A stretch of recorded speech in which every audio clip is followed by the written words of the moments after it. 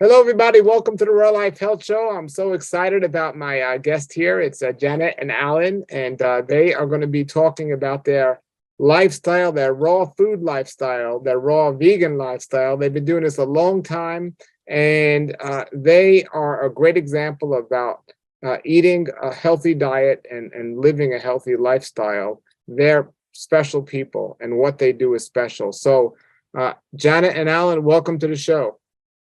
Thank you, Paul. Yeah, thanks, Paul. Pleasure to be here.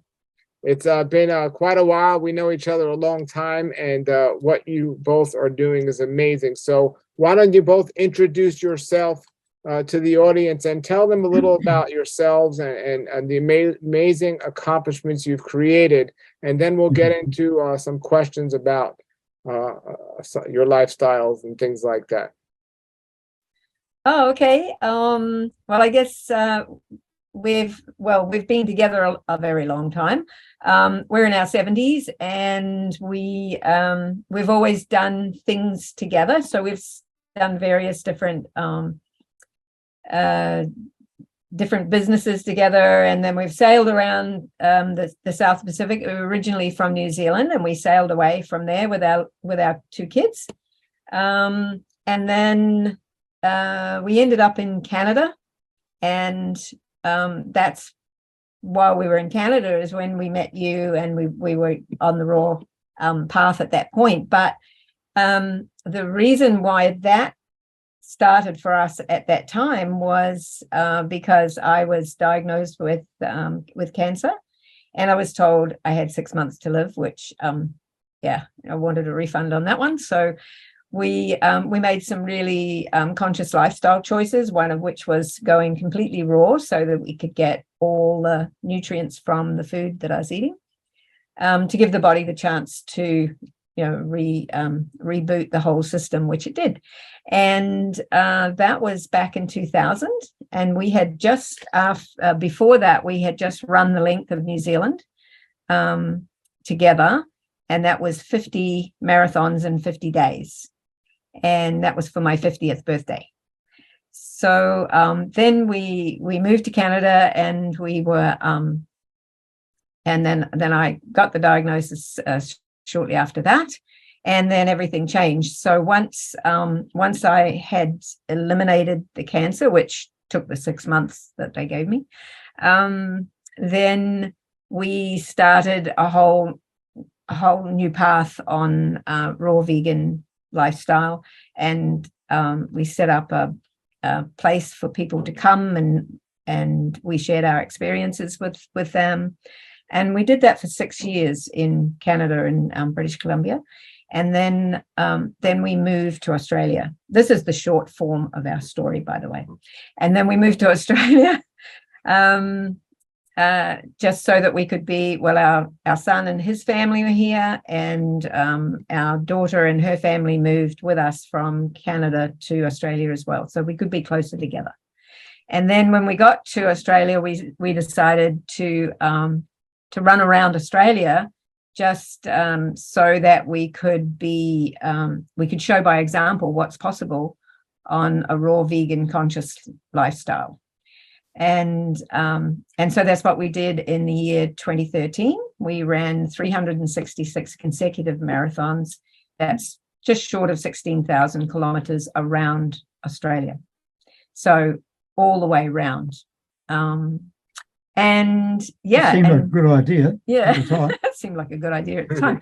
And so, of course, we were covered by a lot of media. And when we finished, because it took a year and a day, then we had a lot of people contacting us to talk about the run, obviously, and how we managed to achieve that, which is, by the way, a world record, and so, or several.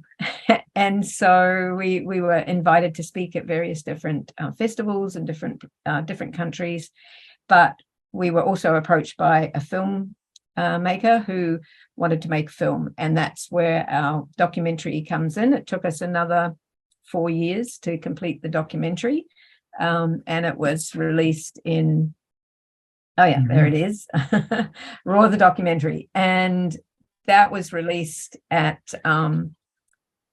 it premiered actually at the Cannes Film Festival in 2015, and then in 2017 we actually released the full film, and it's been going worldwide ever since.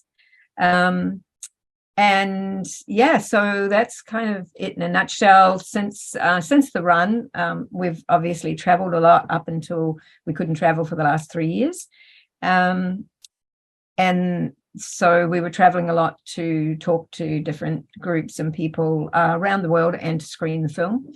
And then since then, since the last 3 years when no one could kind of travel, we moved to central Queensland in Australia, and we've been just working on getting our property, which is a 5-acre property, as a like a food forest, and just being self-sufficient as possible. And that's pretty much what we've been doing. And then next year, now that we can travel again, we're planning to go over to Europe, and we'll arrive there in April, and I'll run the Paris International Marathon, and then we're going to walk or hike 3 countries, three mountain ranges in 3 countries in 3 months, and that'll be 2,023 kilometers. So through France, Spain, and Switzerland, on the pilgrim trails, just for something to do. Absolutely amazing. Go ahead, Alan. So she hasn't left much for me to say, but really when Janette was diagnosed with cancer, we both made changes together. We sort of talked about it. At the time, we met some people who were also raw vegans. And so we just sort of jumped right into it and did that. And it's been an amazing journey. Like, I think it's about 23 years now we've been raw vegan, mainly fruit. We eat a few greens now and again because we actually grow greens here. But the journey has been incredible. And, in that 23 years, we just figured the other day, neither of us had been to see a doctor, not once. We've never even felt slightly ill. We've never had a headache. So that to me is a good testimony of what can happen if you just eat raw fruit and a few greens. In fact, the other day now, I've turned 75, 2 years ago. Here in Australia, you have to go to the doctor and have a medical for your driver's license. It's just something you have to do. And you wouldn't believe it, but when I went to the doctor, when I turned 75, he said, well, I want to know what your medical history is. And I said, well, I don't have one. I haven't seen a doctor for 22 years. And he looked at me like I was some sort of alien or something, because, like they expect you in that time to go and see a doctor. And I had a real sort of a battle to prove that I hadn't had one, and they seemed to think that was very strange. It's going to be interesting when I turn 75 and I go for my license, because I have not been back to a doctor since the day I was diagnosed, which was back in 2001. Yeah, I want to talk to you about that in a moment here, and so and we'll start maybe with that. But I just want to clarify for the audience. So you ran a whole marathon for a whole year, every day. That's right. Yeah, 26 miles every day. Yeah. And 16,000 kilometers. I think it's about 10,000 miles. Yeah, so that's the distance around Australia, the perimeter of Australia, including Tasmania. Did you have a team when you did this? Like where did you have it planned out where you were going to stay and where you were going to run to, and a team was meeting you there, or did you just do it like in? Yeah, I can say. Yeah, we did. We had just a couple of volunteers and 2 vehicles. So we had a large vehicle which we could store a fair amount of fresh fruit, and a medium-sized caravan which we towed, and then just a smaller vehicle so the other person could just keep an eye on us if we needed water or things like that. So it was just really 2 people. They were volunteers, And during the year, we went through about 20 volunteers, friends, family, and that sort of thing. So that's how we do it. So each day when we finished our marathon, we just find a place on the side of the road, and that's where we would sleep the night. And then the next morning we'd get up about 5 in the morning and start running. So we ran early in the day because it gets really hot over here. So during the hot days, it was getting up to 40 degrees, which is around about 100, I think, in your language. Mm-hmm. So we tried to run early every morning before it got too hot. Well, so just in general, like you just ran a recent marathon somewhere, you said, I believe, or you're going to run one. How long does it take you? Not after like you've already run 50 days, but if you just like went out and trained for a week and then you went out to run a race, let's say a New York City marathon, how long does it take the average person? And how long does it take to you? Or you don't do it to race, you just use it for relaxation? Like, do you, like, I know like the Kenyans can run like so fast and win the race with no problem, but how long does it take you both to run that? And do you do it like when you ran, did you run together or did one of you run in front of another? How does that work? So when we ran around Australia, we ran together all the way. And or sometimes we were on opposite sides of the road. But apart from that, yes, we ran together step for step.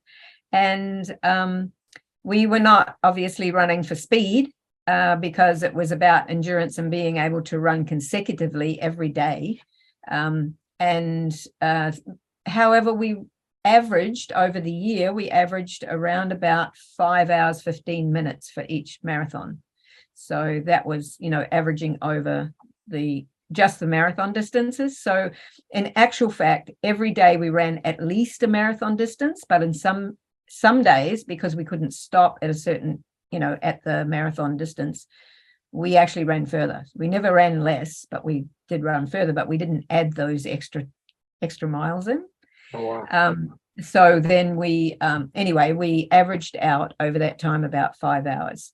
And when we're running a marathon, like a competitive marathon, not that we run competitively, but we ran, the last marathon that we ran was in 2018, and that was the Paris International Marathon. And we ran that marathon with a team called Vegan Marathon. And so that's a team of athletes that are all vegan. It started in Paris in France by a very good friend of ours who's also a filmmaker, Maga Etori, and he started the whole idea so that we would have a presence at vegans would have a presence at an international marathon. And it was fantastic because we had a lot of us running. There was, I think, 40 or 50 of us running, and we were all running in different times. And so we spread out throughout the whole race. And the purpose of it was for us to come in throughout the whole time frame for the race, a few at a time, because when you come in over the finish line, it's announced who it is, where they're from, and the fact, in our case, that we were vegan coming in. And so throughout that whole marathon at the finish line, it was being told, oh, this one's from so-and-so.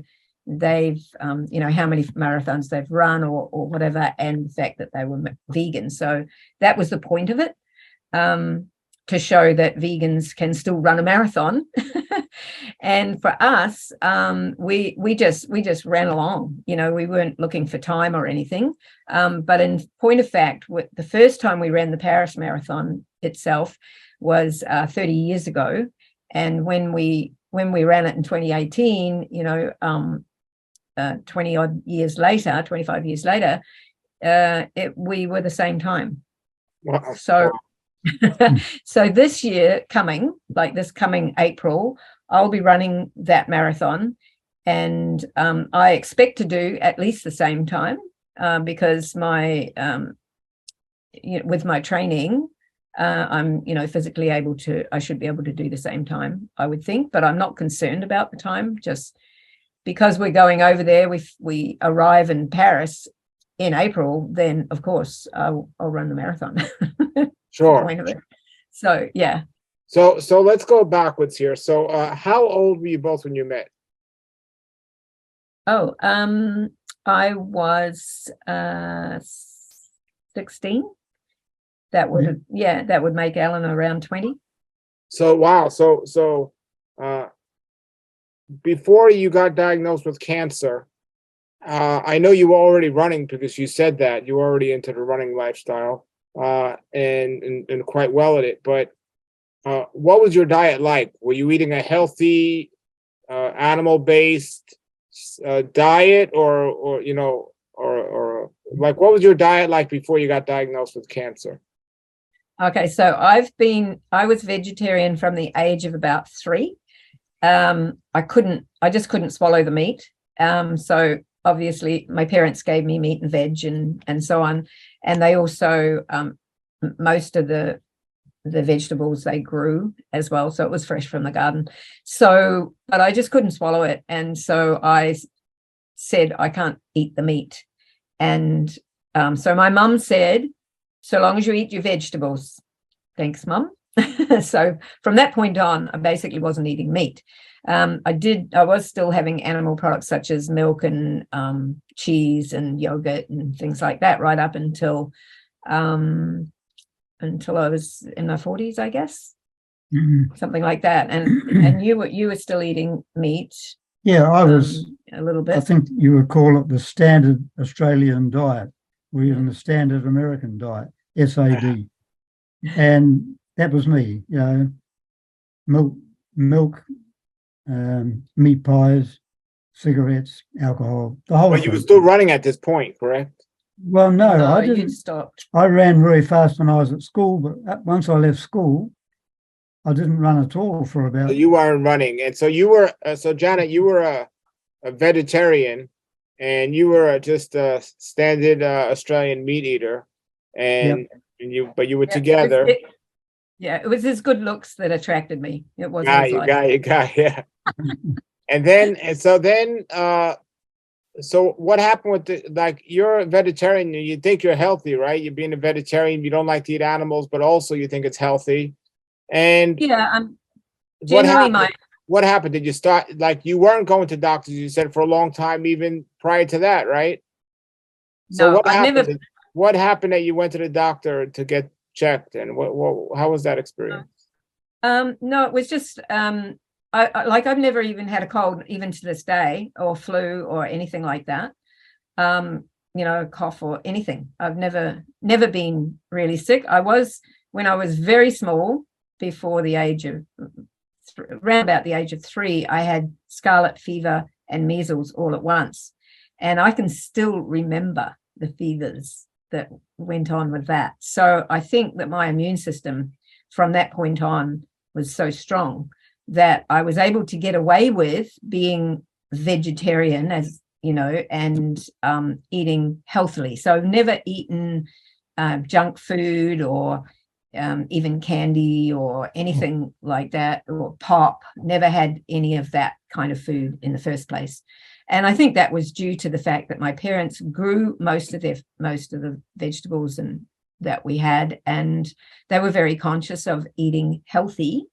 And yeah, so we didn't have very much meat anyway to start with. But my brothers were very happy when I gave up meat because they ate mine. But anyway, it wasn't very much. So I think it would have been considered very healthy. And so when we first took off from New Zealand sailing, later on when we were in our 20s, of course we couldn't have meat anyway at that point, because you can't take it with you. We didn't have refrigeration or anything on the boat. So then we were pretty much plant-based at that point. And then we went vegan about, I don't know, I was probably 40, in my early 40s, when I gave up the yogurt. The yogurt was the last thing to go. when we left New Zealand, we stopped having milk, because in New Zealand it's very milk based. Everybody has milk even when they're adults.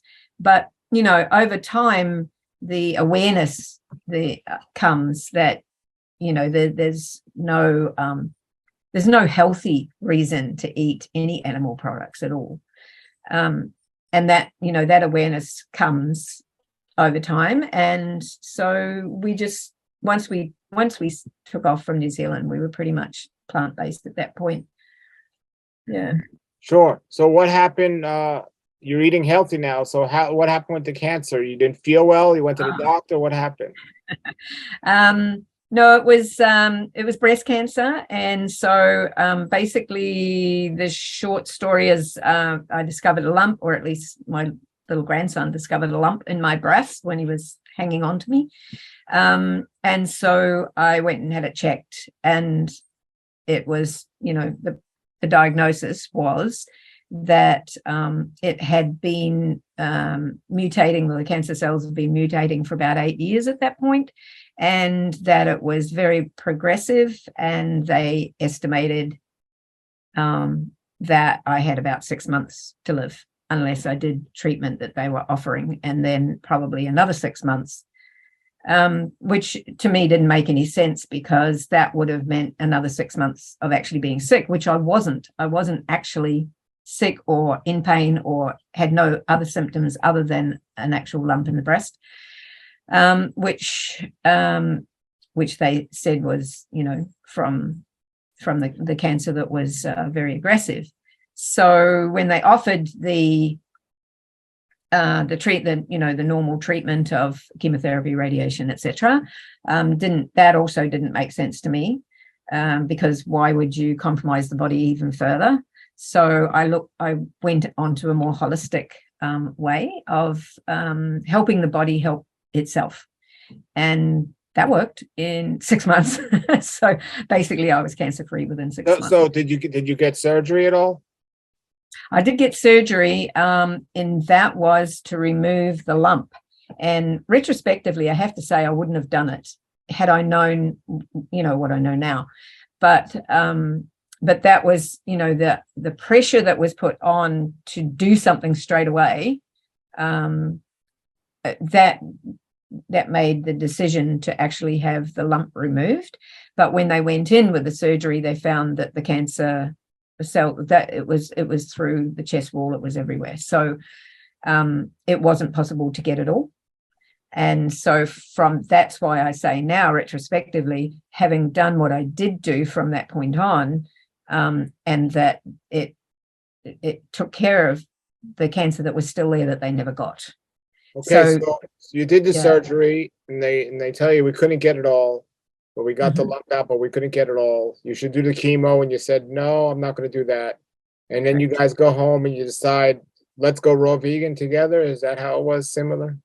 Pretty much, yeah, because it just made sense that if we were going to, if I was going to do 100% the best I could for my body to be able to heal itself, and reverse the situation, then I had to go 100%, like whatever I was consuming, and also the choices I was making with my lifestyle had to be 100% the best.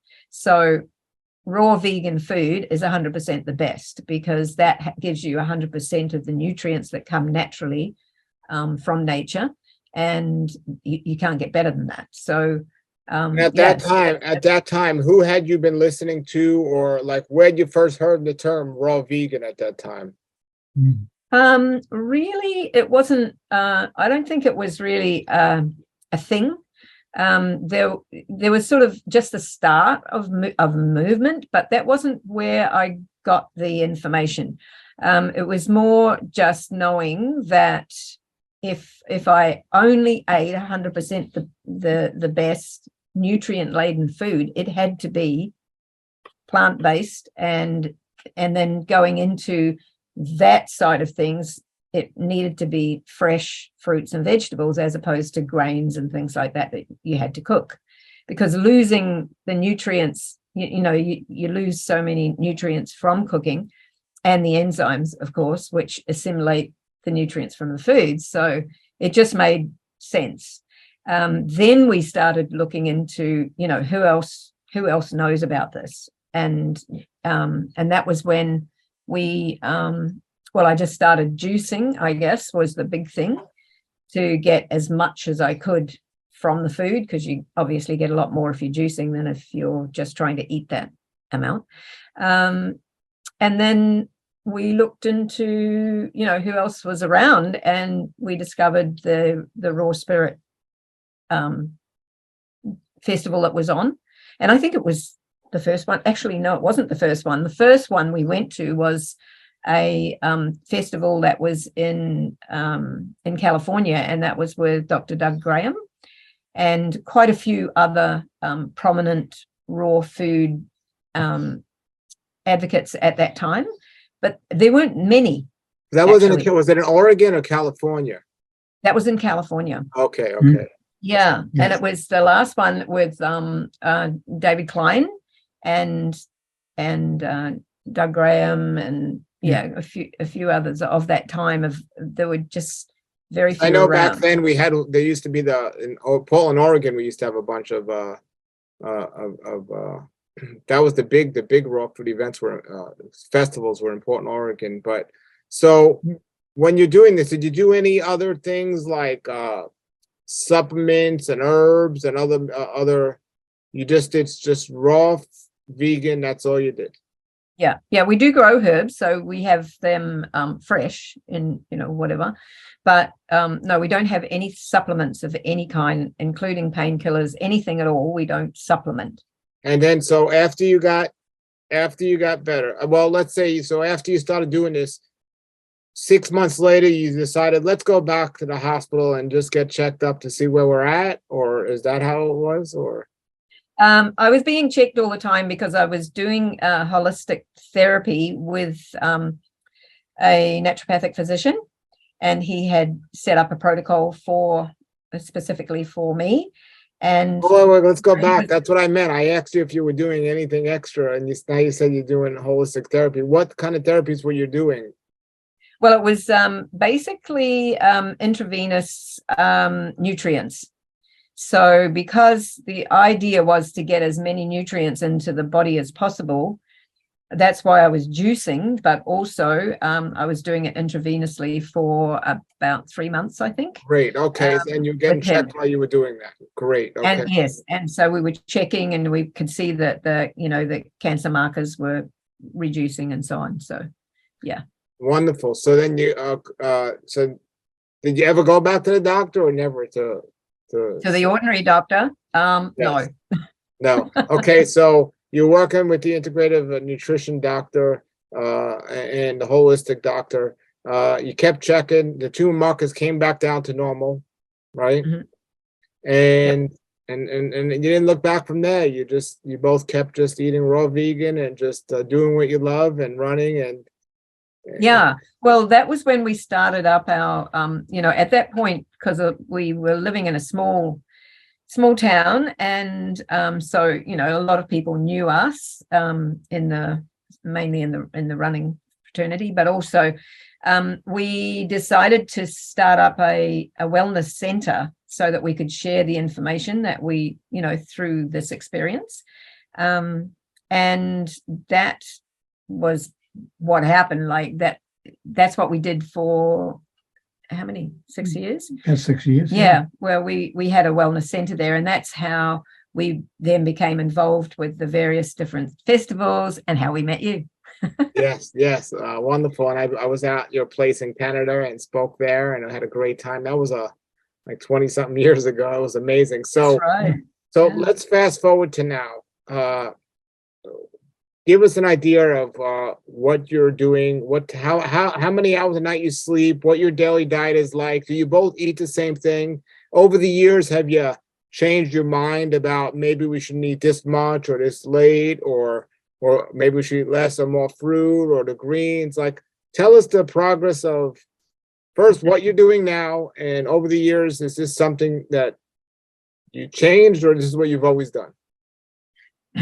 What we found is it's just become easier and easier to do. In the beginning, we would make raw pizzas and raw lasagnas and all that sort of stuff. But nowadays we just really eat lots of fruit. So it's become so much easier. And here we grow bananas and pawpaws and pineapples. We have a really good market, so we can go once a week and pick up organic, unsprayed, fresh, ripe fruit. That's locally grown. Yeah, locally grown. So we do that. And really, our system now has come down to this. We have a large fruity breakfast. It's either like a large fruit salad with a mixture of fruits, and we put things in there like turmeric and ginger and which we grow. Yeah, which we grow ourselves, mint, that sort of thing. And then we do that pretty much every morning. But normally we get up early, 5:30, 6 o'clock, and we start working around here, or we go for a run, that sort of thing. Or a hike. Or a hike. So then when we come back, say 8:30, the sun's in a nice place. We've already made our breakfast, so we sit in the sun, get some vitamin D, that sort of thing. And then we have that. And then normally, like if everything goes to plan, we only eat one other meal during the day. And that could be any time between 2 o'clock to 4 o'clock. So we really only have 2 meals a day. Oh, but also breakfast, we alternate. Sometimes we make a green smoothie with fruit, and we add greens from the garden as well. And do you juice at all? Do you do any juicing? That's coming. Yep. Okay. Yeah, we do. Usually about every 4 or 5 days, we make a nice veggie juice.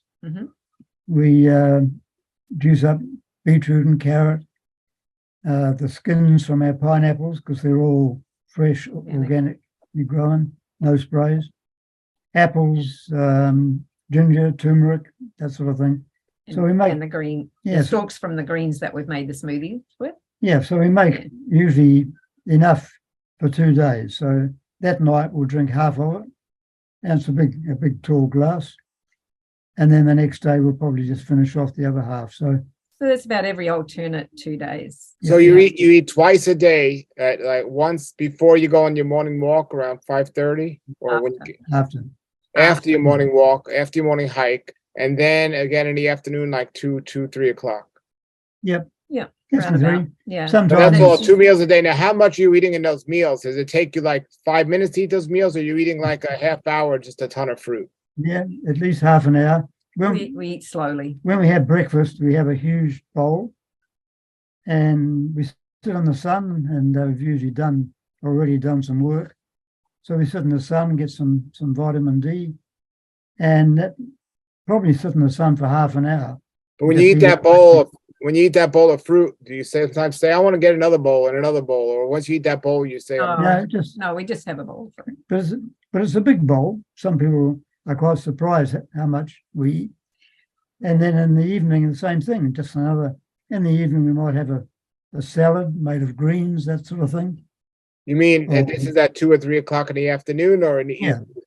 Okay. Yeah. In the afternoon, like it could be mid to late afternoon. Yeah. And at the moment, for instance, and that's usually like out of the garden. So we'll make you make a salad, but at the moment we've got an abundance of tomatoes. It's just like, it's crazy. We've got so many tomatoes in the garden.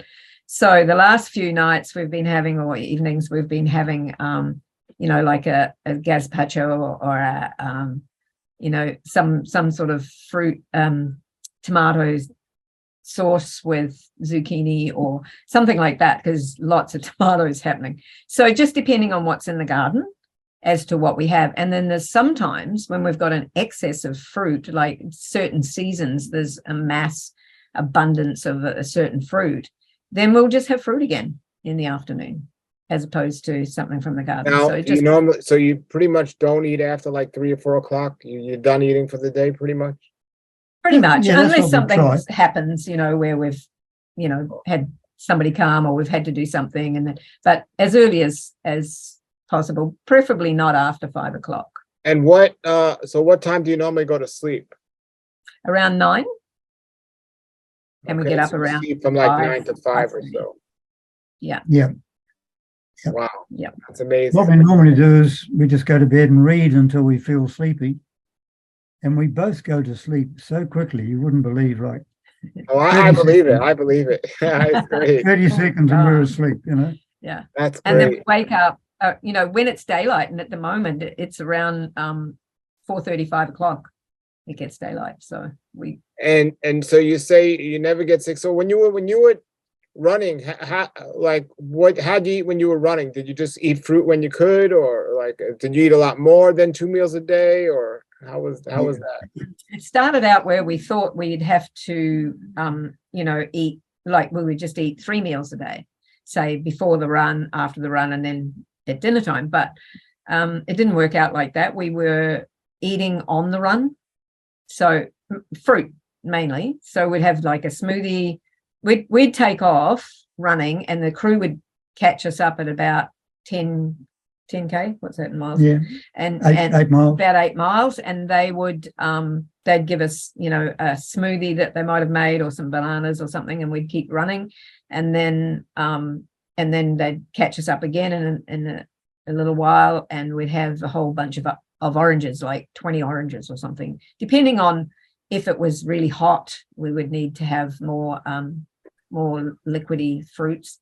And then at the finish, we were always, after we'd done about 2 weeks worth of running, from that point on, we were having to be careful not to lose weight, and we were burning fat, of which we didn't have any left anyway by the time we were halfway around.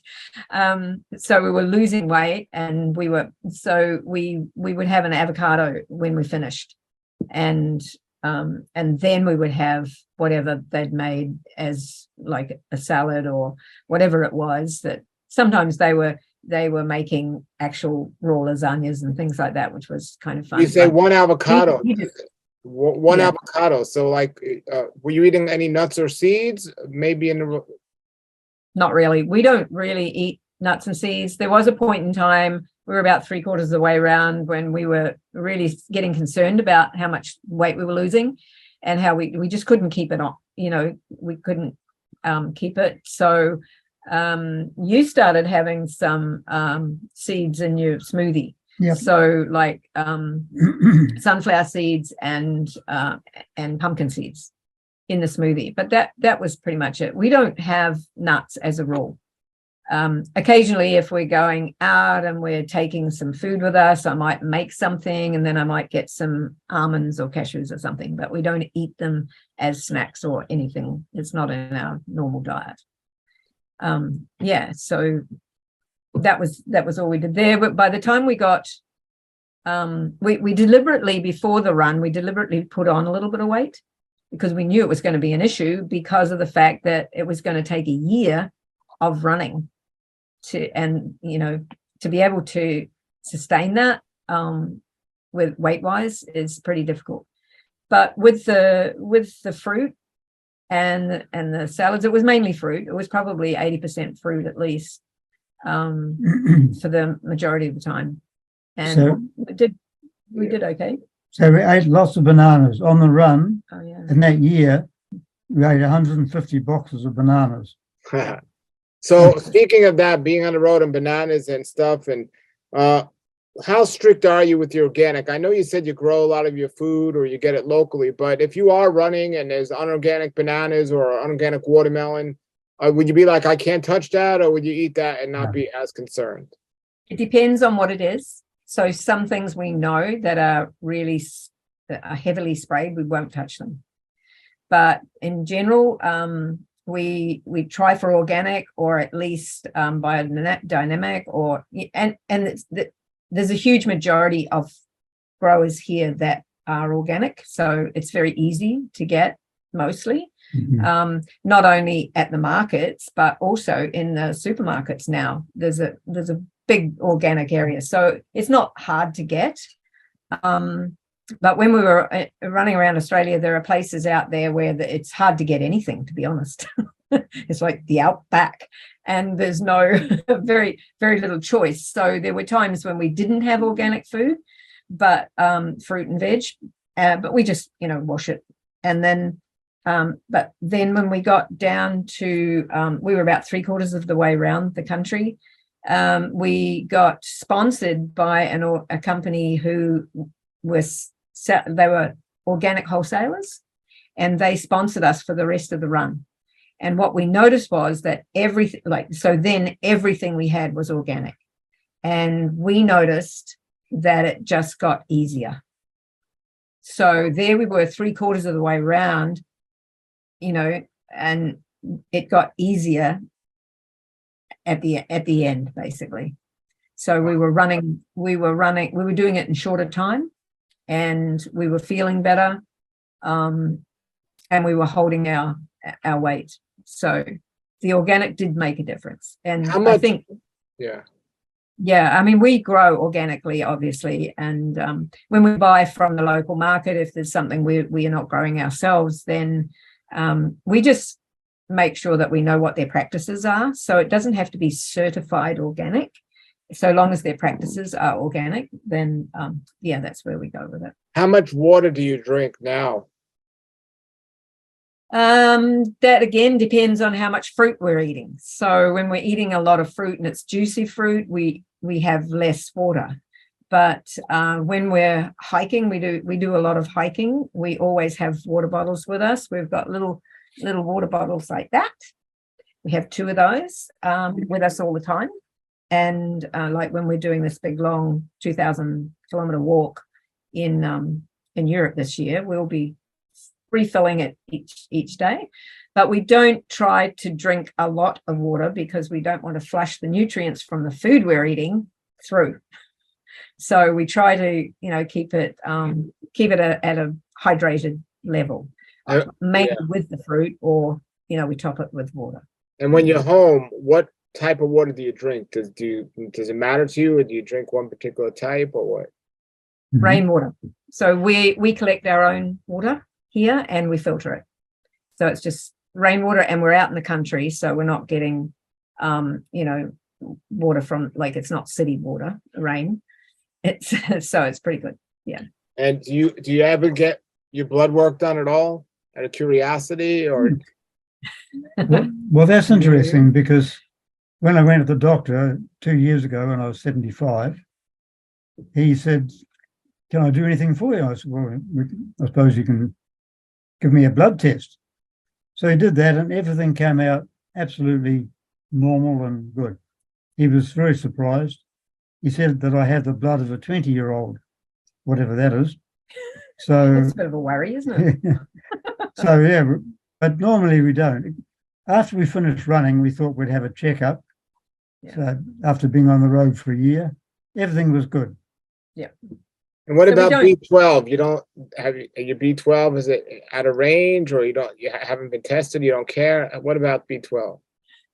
So B12, we were asked that, when we were running, and so we actually had that checked at the end, and we were complete. Like you asked before, do we have the same thing? Do we eat the same things? We do. We eat exactly the same things. We basically do the same things. So we're very much the same, but our blood types are very different. Anyway, so when at the end of the run, we got B12 checked. Alan's was a little bit low for what is considered standard, and mine was non-existent. Basically, I was dead, according to the doctor. He said, "You should be dead," because my B12 was so low. So he suggested that we have an injection straight away, panic stations, and then that we should be having it all the time. So we said, no, thanks. We went home. Alan looked up what Doug Graham suggested about B12, and it was interesting in that, and he said that if your fat level, if you're consuming a bit of fat, then your B12 will go down. So we were consuming a massive amount of avocados throughout the run, but when we stopped the run, we didn't stop the avocados. So we were still eating quite a few avocados. So we knocked that right down to, maybe 1 or 2 a month. Went back and had check, and Alan's was normal. Mine was still low. So we did exactly the same thing. mine was still really low. And the doctor was really concerned. He said, yeah, you know, you're going to have all these problems and you need to have an injection right now. So I said, no, thanks. Now that is 10 years ago.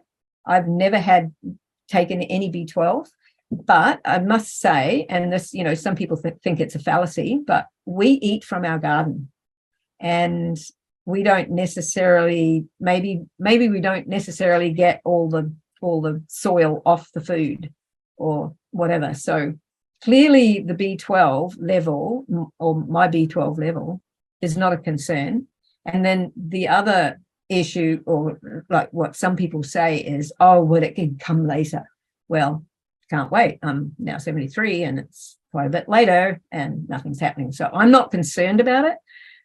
The other thing is that I think the standards, or the level standards that the doctors go by, or anybody goes by, whether it's the triangle, it's based on unhealthy people. It's not based on healthy people. So I think the standard should be lower on everything.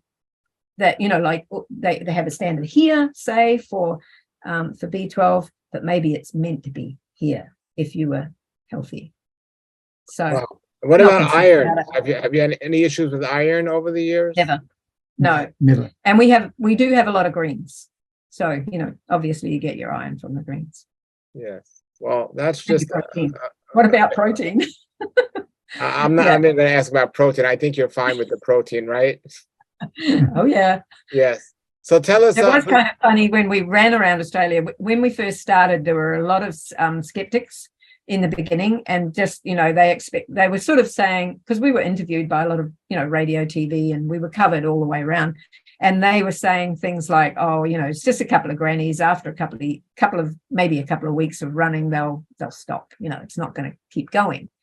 And as we got further into the run, by the time we got to halfway, they stopped asking, where do you get your protein? What about B12? What about calcium? They stopped, because clearly we were showing by example that these questions are irrelevant. What we were doing was working, and what we were doing was eating fresh fruit and vegetables. Sure. And other than running, what do you do? Any other type of exercising, stretching, or weightlifting, or is it only strictly running? Mm-hmm. No, we do. We do weights, and we have an inversion machine, so upside down, to get the gravity back down. And we also have a machine called a core pump, which is basically builds your core. So it's hydraulic and it works both ways, up and down.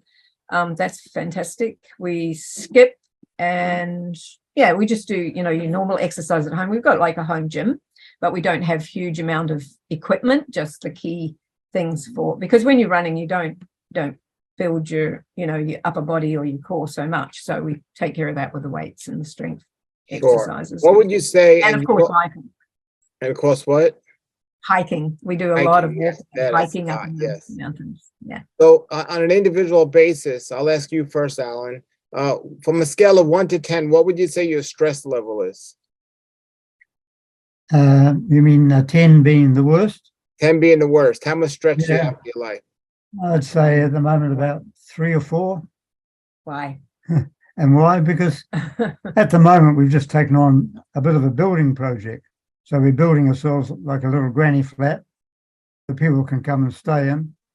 So that's put a bit of extra workload on us. But stress, no, we don't really get stressed about things. Yeah, Janet, what would you say? What would your stress level be? 0. 0. I would say, really, because it's like I don't do stress. So if a situation could be stressful, then I look at it differently. And I guess from when I had this terminal diagnosis, at that point, I gave away all fear and all stress. So, for instance, over the last 3 years, there's been a lot of stress and a lot of fear going on for everybody because of the situation globally. I don't do it. I just get on with what we're doing, and we're just not stressed at all. I think that's a huge factor for a lot of people's illness and ill health, is the stress level that they maintain or have. And I think you don't actually really have to go there. I can understand certain circumstances are stressful, but then eliminate what's causing the stress, and be just be chilled. It's much better. What's your idea of fasting? Have you done any fasting? Yeah, we do occasionally, usually at the end of a week or at the end of a month when we're running out of food and it's not market day yet. So we'll, or, like things are not growing in the garden or whatever. No, really. What we found over the years of going raw vegan and it progressing, like we were talking about before, into, much more simplistic foods, is that in the beginning, we found that fasting was really good to give the body a rest and to reboot and that sort of thing. But now what we find is, because we're eating mostly fruit and veggies from our garden, the body is in a state of optimal health pretty much all the time. And so we don't need to fast to eradicate issues because we don't have any. So what we find is fasting is just a way of, for us anyway, at this point, to just take a break from food. And that's, that happens when, say, sometimes when we're traveling, definitely always if we're flying or anything, we don't eat. But we don't fast, we don't, we always have water if we're not eating. So we might do water fast. But then there was a few times at one point, like for instance, when we came back from India, we spent time there, and it was, we felt it would be good to give the body a bit of a rest from whatever we might have been exposed to, because it was pretty interesting situations over there, health-wise. And so we would do like a 36-hour fast. So we would, after our afternoon meal, we wouldn't eat right through the night, the next day, and the next night. And the first 2 or 3 times we did that, we found, I feel hungry. But that doesn't occur anymore. Like, we don't feel hungry. It just takes,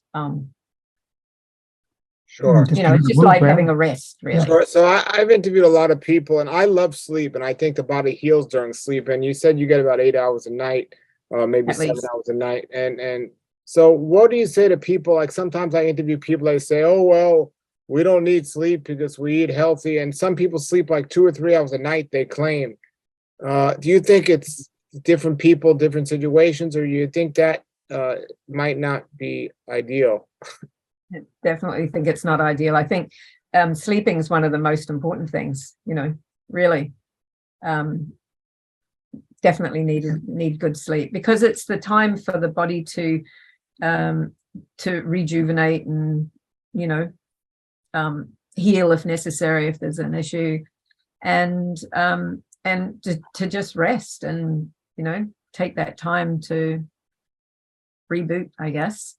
Yeah, definitely. We think sleeping is really important. Okay. I wrote a book called The Daylight Diet.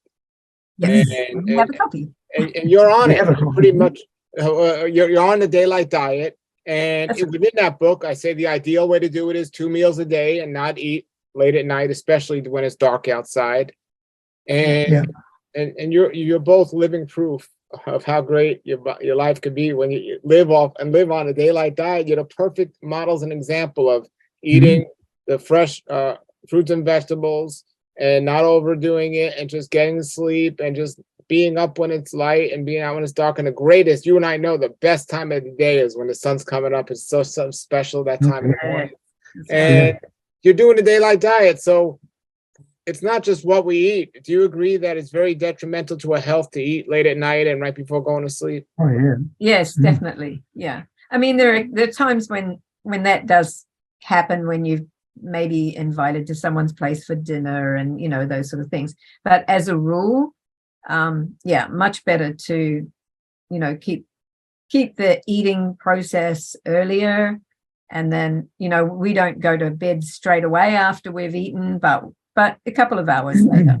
And we relax when we go to bed too. So like Alan was saying, we might read a little bit and then just like really relax and meditate or something like that. So. And so when you sit down to eat your fruit, I mean, do you sit and eat like I love mangoes, and I have a mango farm here, and I have 60 different varieties of mangoes. There's a farm near me that has over 300 varieties of mangoes.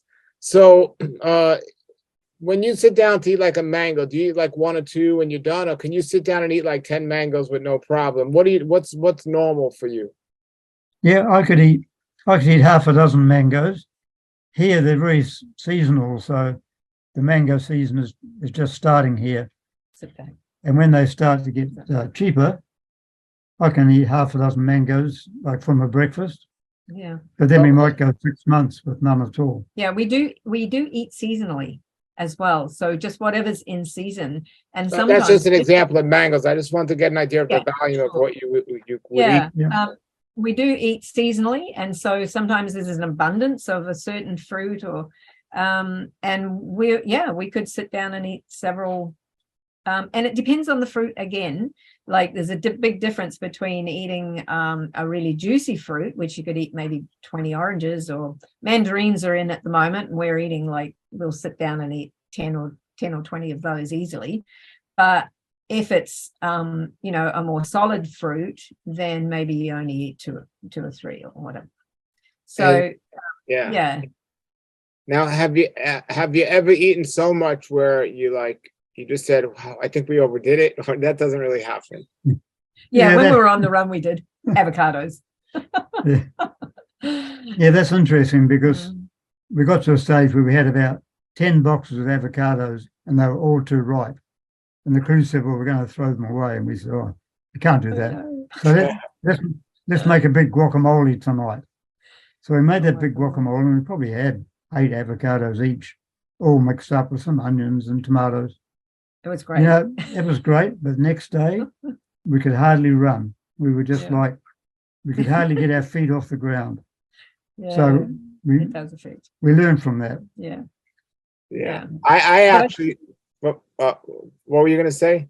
I was going to say that I think that when you're on this diet, it does, your body tells you, like if you're on a sad diet, your body's just trying to survive, and so you don't get the message to stop, or you get a message to have more because it's not getting the nutrients it needs. Whereas when you're on a nutrient laden diet, you just eat until you've had enough. So you don't seem to overeat at all. I say so. Like after being on this raw vegan diet for so long, it's like when somebody goes to a dentist and they get their teeth cleaned, let's say, they don't really want to eat anything bad because their teeth is fresh and clean and they don't want to mess it up. My body actually feels like that. And just being on a raw vegan diet, I just don't want to eat anything that's going to be too concentrated or complicated. And I found over the years, even though I like certain things, I refuse to eat them because I just don't feel great. Like, for example, I'm not necessarily, and it's a bad thing. It's just I've lost a taste for this. It's like onions and garlic, for example. I lost the idea of eating them. So how do you, have you noticed that at all? Like, do you? Yes, definitely. Yeah. And another one is olives. Anything that's really salty, we basically not looking for them at all. We haven't eaten olives, and the last time we ate olives was when we visited a friend who has an olive farm. But apart from that, we don't have them. What about condimentations and spices and things like that, like salt and spices? Do you ever do those things? We never use salt ever, but occasionally I'll use spice, depending on, again, on what it is that we're making. Like if it's a tomato sauce or something. So today, for instance, I made a tomato sauce with the fresh tomatoes, and they're so fresh and flavorful, they don't need anything else. But if we didn't have ours from the garden, and I was making something and it didn't have as much flavor, then maybe I would add some fresh herbs. So we've got a wide range of herbs that we grow all the time. And yeah, I just grab them from the garden and pop them in too. So you said that they fed you lasagna sometimes when you were running. They made you lasagna. Was that like a raw food recipe lasagna with some nuts in there? So it had some nuts and it was just concentrated raw breast. Oh, so it was just made with vegetables. Yes. Yeah, they made sauce, layers of different sauces. Yeah, tomato sauce and things. Yeah. Well, so one more question, then I want to talk about what you're actually doing with for a living. So before we do that, what's your height and weight, both of you? First, you, Alan. What's your height and weight? Yeah, I can't give it to you in American language, but 55 kg. I'm not sure quite what that would be. Thankfully, I have the computer here, and I'll look. Okay. Yeah, 55 kilograms, and my height, I don't know. 5'0". 1.6 or something. I don't really know. No, it must be more than that. We'd have to. Well, I know 55 kilograms is 121 pounds. Yep. So, but your height, I mean, how many feet tall would you say you are? Well, I used to be 5'8". Okay. So you're probably 5.5. But I'm probably 5'6" now. But his feet still touch the ground, and that's the main thing. Okay. So, I'm around 46, so I don't know what that kilograms. is. 46 kilograms? Yep. Okay. And I have the computer here, so you're 101 pounds. There you go. That's way too much. Like 100 something. Yes, you need to go on a diet. Lost the imperial, we've lost that completely. Don't have it. I'm around. So how tall are you? Me? Yes. 5'0", probably. Yeah. 5'0". 5 feet. Yeah, 5 feet. Yeah. Okay. I don't know. Like I said, my feet touch the ground. It's kind of interesting because when we renewed our passports a little while back when we were traveling, and where you get the passports from, of course, you hand in your old one, and they said you're shorter. That can't be right. I said, yeah, it can be right.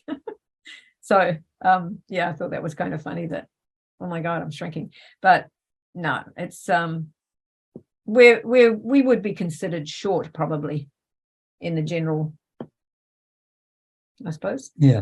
But our kids are not short, so whatever. Yeah. Our feet touch the ground. And what about your teeth? Do you go to the dentist at all? Try not to. No. We hardly ever go to a dentist. No. Only if we break something. Back up. So if you bite into an olive stone or something. Yeah, that's why we don't eat olives. And break a tooth. But usually we just brush our teeth once a day in the evening. Mm-hmm. And if we're having a lot of sugary fruit, we do try and remember to rinse out with some fresh water. But we still have our own teeth. Like, Sure. They work. Yeah. Sure. Well, this is just amazing. So now you ran across the country. I know you made a documentary of it, and you sell this documentary, and you also have some books that you sell. Tell us a little about the books, and is this primarily how you make your living, off the documentary and books that you can find on your website? And everybody, give your website out to everybody now, and everybody must get this documentary and get this book. These people are the model you want to set. I'm going to put the link below the video to this. So what's your website, and is this how you make your living? Yeah, the website is https://rawveganpath.com. Rawveganpath.com. Yeah, so pretty much everything's on there. The documentary is called Raw the Documentary, and that's it there. And that's based on the run around Australia. But the first book that I wrote is called Raw Can Cure Cancer. That's it. And that's based on my journey with cancer and Then the second book is called Running Out of Time, and that's this one. And that's based on the run around Australia as well. And so they sort of follow a lot, follow through. Yes, and they're all available through our website. The DVD, if you're in the United States or Canada, you need to get the NTSC version. You'll see it on the website. It tells you which version to get. Also, anyone that might be prefer a different language, the DVD is in English, but it's subtitled in 6 other languages. So you can have a look, all the major languages that's available as well. And the books have been translated into Russian. Isn't that interesting? Wow. We have a big following in Russia. Wow. Yeah, and the DVD is in Russian as well. So so just come onto the website. The other thing that we do, and yes, that is the only way that we try to recoup what it has cost us to publish the books and the DVD. So we were not sponsored per se with the making of the film as much as we were for the run itself. Anyway, so yeah, we're still just recouping and just wanting to share the information with as many people as possible. But we do personalized retreats at our home. So we offer those. It's also detailed on our website. We offer those here so that people can come into a home environment to see how the lifestyle works, in a normal home environment. And therefore they would be able to go home and assimilate that in their own home situation, as opposed to sort of going to a retreat that's more of a holiday. So we cover all the bases, everything from the diet through exercise to growing the food to all the conscious lifestyle choices that we should all be making to make a difference. Okay, so a couple questions. Do you do personal coaching? Yes, we do. Okay, and they can set up an appointment through your website? Yes, they can. I'm going to put that below the link, and you're also on social media. I'll put your links below. You can connect that through your website to the social media. I know on Facebook and Instagram. You're on Instagram, and no, I know you're on Facebook. Yeah. Yeah. Sorry, we just got someone at the door. Okay. Yes, we've got links through the website to our YouTube channel, to Facebook, and the website has also, we had 2 or 3 websites before the run and during the run, and they all go to the one website now. So even if someone put in Running Raw Around Australia, it will end up at Raw Vegan Path. So you can go on there and get the YouTube channel link as well, where I'm on the Facebook page, which also goes to Instagram. And Alan also has his personal Facebook page, so you can just put our names in, and I keep it updated as to what we're up to, where we're going, what we're doing, and that sort of thing, more on a social basis. Your DVD, is there any way to get it electronically? Do you sell it like an electronic file to that? Unfortunately, no, because it costs us to put it on a platform. So for every category that we would want to put it on, it's a huge amount of money for the film maker or the owner of the film to actually put it on there. So unfortunately, at this point, unless we set up our own platform, it's not available online.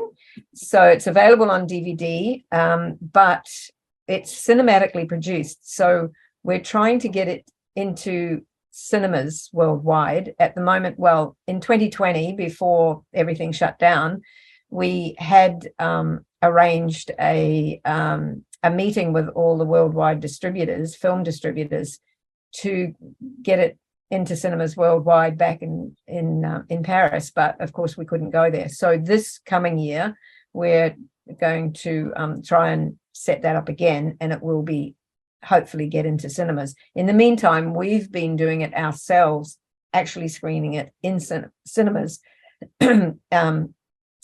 Before 2020, of course, it was in various different countries, but since then it's just only been in Australia. So the only way to see it is on DVD for home viewing or in a cinema where we're screening. And do you have some of it or parts of it on YouTube where people can watch maybe 5 minutes of it? On the website, on the front page of the website is the trailer.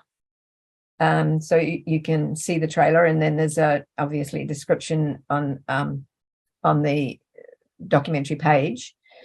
On the YouTube, I think I've got the trailer up there on YouTube as well. Great. How long is the video? It's 74 minutes. Yeah, it's a feature film. So wow, that's wonderful. So I got a curious question that people might be thinking, I'm thinking, if it's very random, is, so when you were running on the road, did you have a different change of clothes every day? And how often did you do laundry? How'd you work that out? We ran in the rain. Yeah, you'll see in the film how interesting that was. We generally we just basically have a change of running gear. And if it rained, it was wet, and we ran in wet clothes. The same with the shoes. So we run in the 5-finger shoes, so the minimalistic shoes, and they were wet in some cases for weeks at a time. but yeah. We were able to do laundry occasionally when we came through a town or something, but Australia is a very big country and there's a lot of nowhere out there. So there's a lot of areas where you can't get anything. And when we were only doing a marathon a day, so we're only traveling that 40 to 50K a day, then sometimes we were out there between, towns, and which is what we stocked up on food for that. But for other things like showers and stuff, that wasn't happening. Now running, what were you going to say? We weren't staying in like motels and hotels and places where we could get that necessarily. So you were staying in a tent many times, right? Yeah, we had the caravan, when it was very hot, we would sleep outside. So the crew were in tents. That's actually sleeping in tents.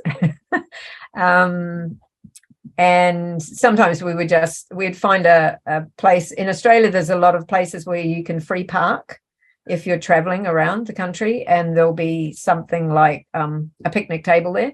So we would vie for the picnic. Each one of us would try and get to the picnic table first to sleep on it. Wow. But, yeah. Now, when you're running with wet shoes, is it easier to get like a callus or a wart or something where it would slow you down? Like, did you consider those preventative things or no? We didn't do anything preventative apart from wear the shoes that we did, which were the Vibram 5-finger minimalistic shoes, which, by the way, was you that told us about them. Wow. When you were staying with us, remember? Yeah. You said, you should try these, because we wanted to go barefoot. But of course, that's not possible, especially in Australia, because there's a lot of thorns and it's just not an option here. So the Vibram shoes were the best that we could get. So they're completely minimalistic and there's no cushioning, nothing in them except something. Do they still sell them? Yeah, they do.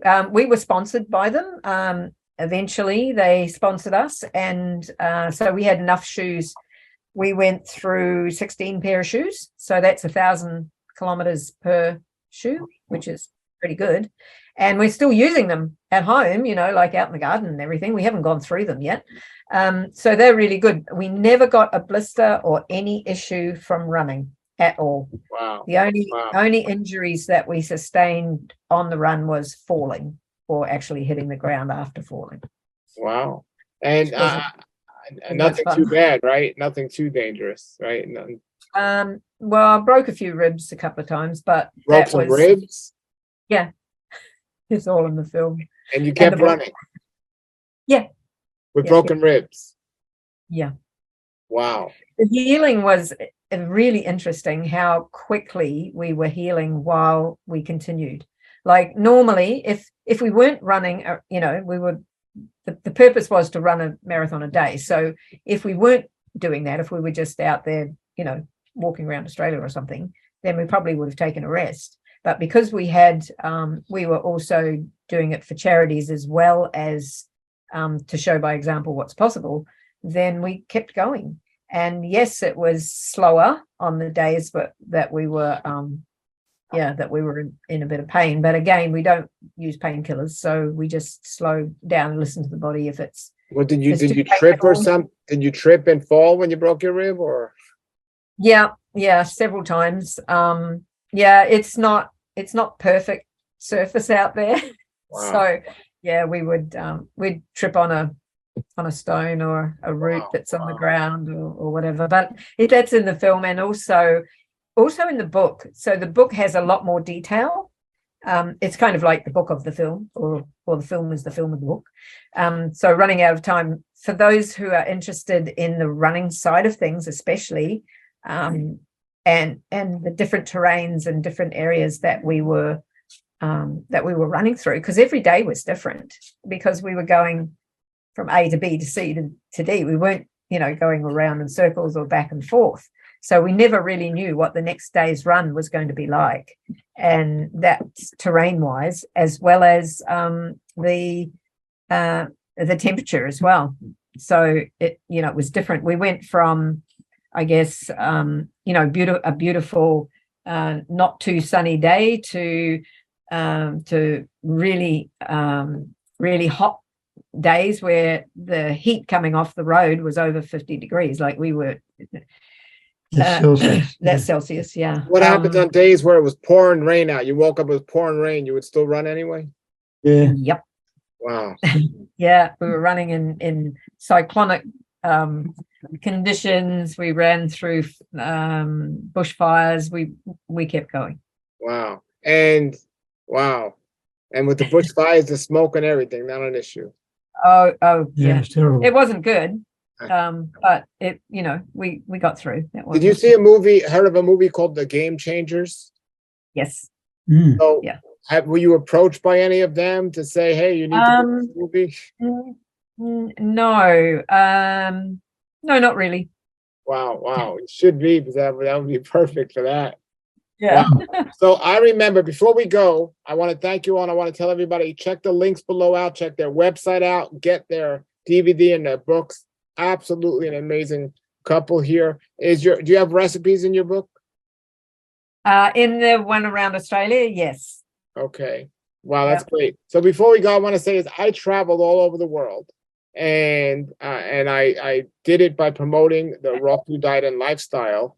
And of all the places I stayed, I've never felt as at home and as resonated with anywhere, and the simplicity of it, of where you were and when I stayed with you all, because it was amazing how simple you were living. And I know at the time you were building something, and that was just your temporary dwelling, I believe, but still it was a beautiful place. Yes, you were in the garage. We were sleeping in the garage, weren't we? That's right. That was a nice garage. And it was just, I'll never forget it. We did build the house, and then this is the second house after that, so 3 houses since. You had the sink, and you had the bucket. You had the bucket under the sink that you were just empty outside, and you had the compost hole. It was just a beautiful place. It's time you came back to visit, I think. Yes, I just loved it, and I'm so glad we connected. And everybody, put your comments and questions below, and maybe somehow, some way, we'll figure to do this again and answer your questions, everybody. But Alan and Janette, thank you so much for taking the time out of your day to just be here on the Raw Life Health Show. Oh, it's our pleasure. Right. Thank you so much too. You're welcome. In closing, is there anything else you want to share for the audience? I know we covered a lot. Great. Yeah, just keep it simple. I think that's the main thing, is just try to, keep it simple. Nothing's complicated. It doesn't have to be complicated. And it's just, give yourself 100%. That's the thing. That's great. And right now it's a spring where you're at, right? Yes, it is. So, Yeah. so all the spring fruits about to come into season. Yeah, Yes, that's yes. right. Lots of stone fruit coming at the moment. What's your favorite fruits? Persimmon. Wow. Yeah, persimmon's high on the list. Yep. Yeah. Yes, a ton of fruit. So where you live, is it a tropical environment?